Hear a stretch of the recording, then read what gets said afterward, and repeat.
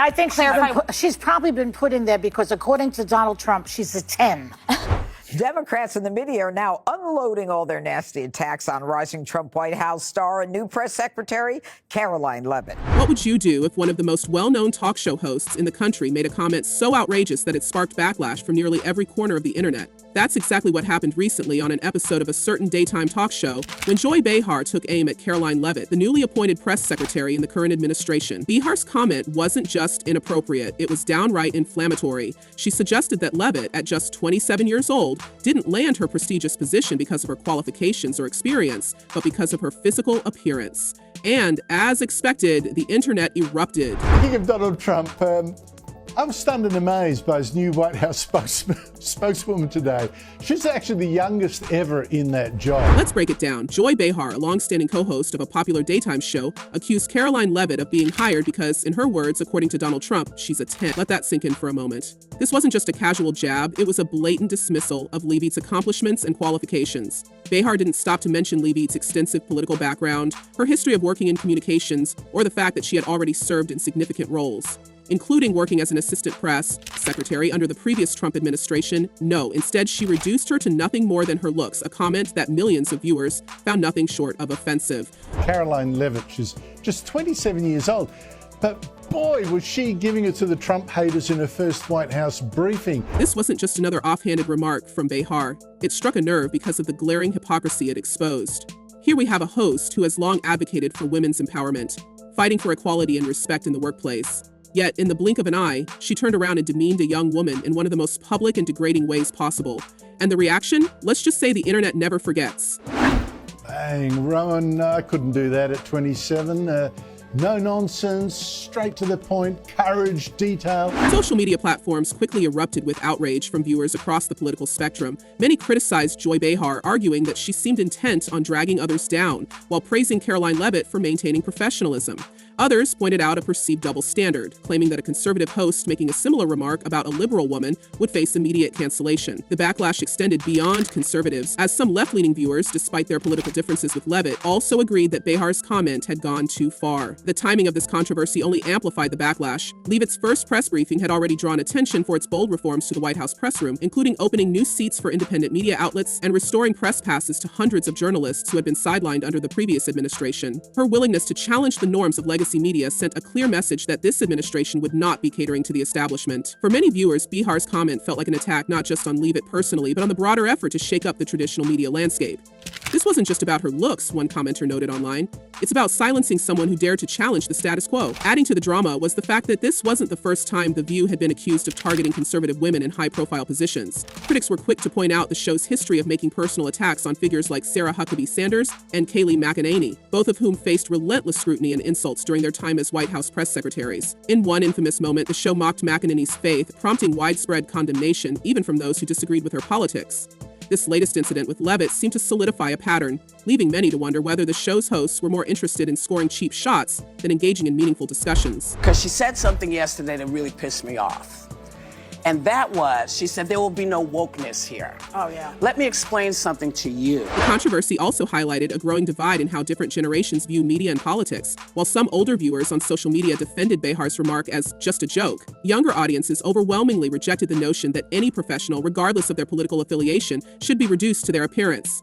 This isn't about being conservative or liberal, one user wrote. It's about respecting women for their skills and achievements. We're tired of these outdated takes. The generational divide became a talking point in itself, with many commentators suggesting that the show's failure to adapt to modern standards of discourse could be part of why its ratings have been slipping in recent years. Without that wokeness, you might not have that job. Yeah. Because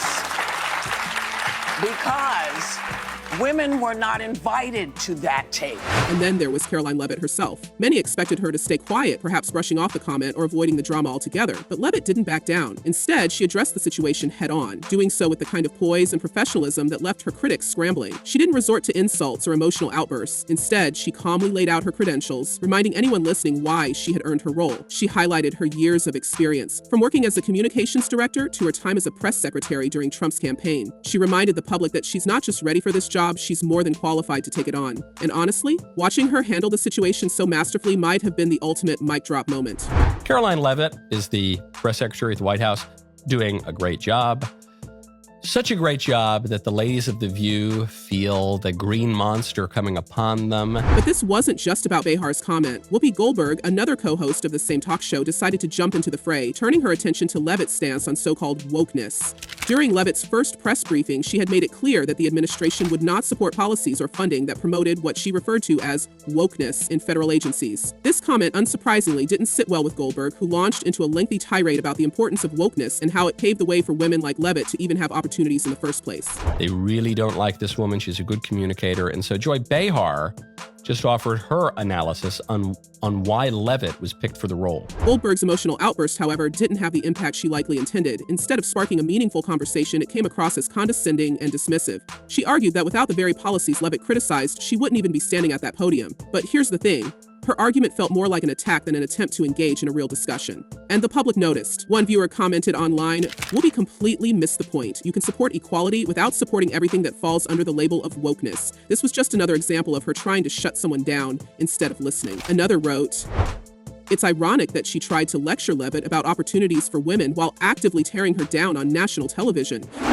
But even factoring in that she's a nice-looking lady, I love that the libs' attacks on conservatives right now are that we're hot and cool. If Goldberg's comments were meant to overshadow Behar's, they failed spectacularly. If anything, they only added fuel to the fire. Clips from the episode went viral, with countless viewers criticizing the hypocrisy of the show's hosts. The controversy quickly spilled over into mainstream media, where outlets on both sides of the political aisle weighed in. Conservative commentators were quick to point out the double standard, noting that attacks like these are par for the course when it comes to how certain media outlets treat conservative women.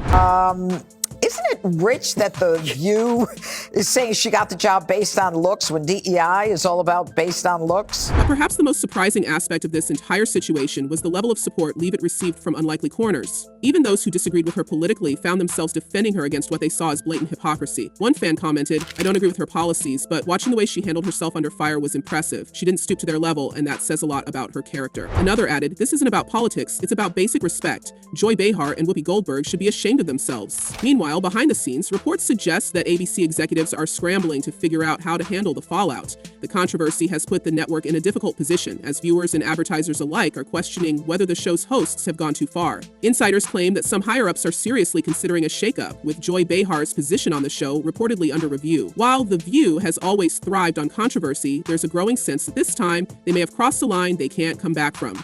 One insider allegedly revealed, "The backlash from this episode has been overwhelming. We're used to criticism, but this feels different." The network is definitely feeling the pressure to address it. The fallout from this controversy has sparked a much larger discussion about how women, particularly conservative women, are treated in the media. This isn't the first time a conservative woman in a prominent role has faced personal attacks instead of policy-based criticism, and it likely won't be the last.